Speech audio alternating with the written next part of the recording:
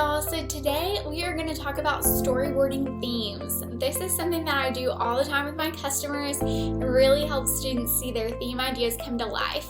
So we don't ever want to tell kids that their ideas are bad, especially during brainstorming. I always tell them there's no such thing as a bad idea, just shout it out.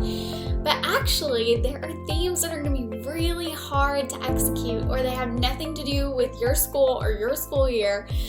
So it's our job to lead them in the right direction. I usually start out by utilizing our Balfour Yearbook Playbook. This is available in studio.balfour.com under Order and Download Resources. Actually, it's Sales and Orders, then Order and Download Resources, and then it's under Advisors, Staff, and Management. So these are super inexpensive, but I have ordered one and just kept it in my bag year after year. So if you are not a Balfour customer and you're interested in checking out the playbook, you can just contact your local rep in the area and someone will be able to get one for you. So it helps get the conversation started because it has questions about your specific school. It asks your staff members how they would describe their community, their school, and it asks what differences we see in this school year already. And it also has some really great examples of verbal spin-offs, which is typically where kids get stuck. They have great ideas for something visual, but the verbal just isn't coming. So your theme, if you've never heard this before, it should be two things. It should be visual and it should be verbal. So during your brainstorming sessions, people will shout out ideas for their visual. Like they'll say, oh, we should have a Great Gatsby yearbook. Okay, so I can see that in my brain. It's going to be Art Deco. It's going to have some vintage looking fonts. It's going to have gold and black. But there's no verbal phrase that makes that visual related to their school in any way. So we kind of have to steer them away from those ideas. They can get super attached to having this visual look, but if you can't tie it back into the school year, it's going to be a really difficult theme. So once we get one or two real contenders for a theme idea that makes sense visually and verbally, I turn to our yearbook software to help them compare ideas. Usually at this stage, when you start to see the themes come to life, one will be easier to work with, just way easier to spin off, and that will become your lead contender, or one of them will just look super cool and the kids will be sold on that, and hopefully we can collectively agree on one theme and move forward. I know sometimes you get really strong personalities on staff and it can be hard to get everybody on the same page, so storyboarding is sort of how I try to get everyone to agree on one theme. So once you go into your yearbook software to actually build the storyboard, it's great because if you have kids who were on staff last year, maybe they haven't been in this software all summer, this is a nice little refresher on what all those tools do. If you have not taught your software yet, kids are getting a little preview of what they can expect. And if you have just taught your software, then again, it's just reinforcing what they just learned. So there's only benefits to using your yearbook software to do this step. Okay, so my first stop is usually to build a color palette. I'm using our Encore program to demo today, so it's the online software, but it works the same in StudioWorks, InDesign, or MyYear. You can do the demo the exact same way. So let's say we're comparing two themes. Here Comes the Sun and Back to the Future. These are themes that actually some of my schools have done in the past. So Here Comes the Sun would probably have some blues, yellows, maybe some sunset colors to it. While Back to the Future feels very 80s and nostalgic, and so it might have a neon color palette. So I just copy and paste squares on the page and then hand a color chart to my staff. And when they see a color that they want to try, I just let them shout out whatever that color is called. And I will load up every color that they say, even though I know that they're not all going to make the cut. So once they're all appearing on the page together, that's when we can all look at the board as a staff and say, okay, this yellow needs to be brighter, this green needs to be softer, and that blue sticks out like a sore thumb. And we can start to edit down that color palette as a group.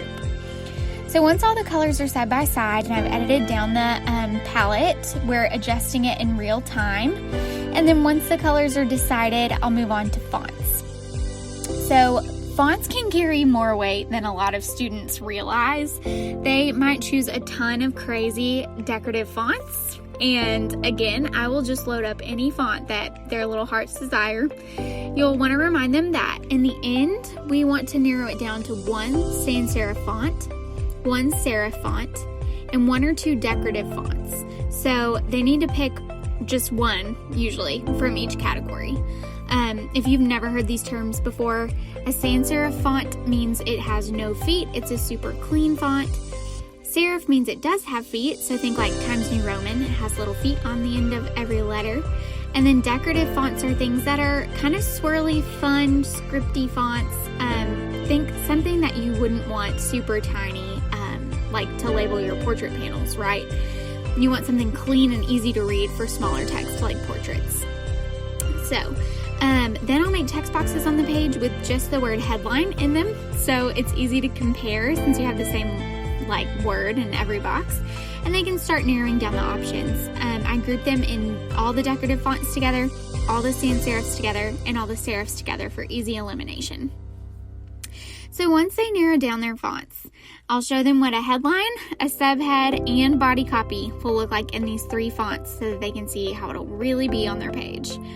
Next, we can move on to verbal spin-offs. This is what will really make or break a theme.